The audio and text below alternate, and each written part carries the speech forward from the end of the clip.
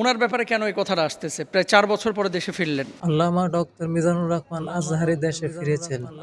আপনারা কি খুশি নাকি অখুশি? আল্লামা লুৎফুর রহমান রহিমাহুল্লাহ, আল্লাহ তাআলা তাকে জান্নাতুল ফেরদৌস দান করুন। তিনি বলেছেন ডক্টর মিজানুর রহমান আজহারী বীরের বেশে দেশে ফিরবেন। এখন তার কাছে আমাদের প্রত্যাশা কি?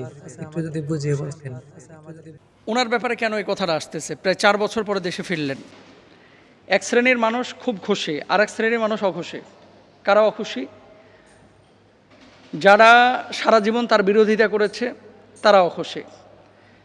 আর যারা তাকে কপি করে ময়দান ধরে রেখেছিল তারাও অখুশি। ডুপ্লিকেট, নকল, অবিকল, হুবহু এরকম কিছু ভাই আছে না? এরাও কিন্তু অখুশি। আচ্ছা, আমি যে কথাটা বলতে চাচ্ছি, ডক্টর আল্লামা লুৎফুর রহমান সাহেব যে বিষয়টি বলেছিলেন যে বীরের বেশে ফিরবে, কারা তাকে দেশ থেকে বের করেছিল সেটা ভাই নিজে জানেন। এখন যারা বের করেছিল এবং প্রেশার ক্রিয়েট করেছিল, আল্লাহ তাআলা তাদেরকে লাঞ্ছিত করেছেন, তারা এখন পালিয়ে বেড়াচ্ছেন। আর আল্লাহ তাআলা ঠিকই বীরের বেশে তাকে ফিরিয়ে নিয়ে এসেছেন। তো লুৎফুর রহমান সাহেবের কথাটা আসলে আল্লাহ তাআলা মানে বাস্তবায়িত করেছেন।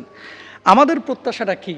আমাদের প্রত্যাশা হচ্ছে সারা বাংলাদেশে হক্কানি রব্বানি যত আলেম আছে, যারা ফকি, যারা মুফতি, যারা মাওলানা, যারা মুহাদ্দিস, যারা মুফাসসির, প্রত্যেকেই আমাদের কলিজার টুকরা, যারা হক কথা বলে, যারা ইসলামী আন্দোলনের কথা বলে, যারা আল্লাহর জমিনে আল্লাহর দিন কায়েমের কথা বলে, যারা মানুষকে শুদ্ধতার পথে ডাকে, যারা মানুষকে ঈমানের পথে ডাকে, যারা মানুষকে শিরিক বিদআত থেকে দূরে রাখার চেষ্টা করে, প্রত্যেকেই আমাদের কলিজার টুকরা, কোনো সন্দেহ নাই, কোনো সন্দেহ নাই। হুজুর কিন্তু অনেক চমৎকার ভাবে বুঝিয়ে বলেছেন ডক্টর মিজানুর রহমান আজহারী দেশে ফিরেছেন।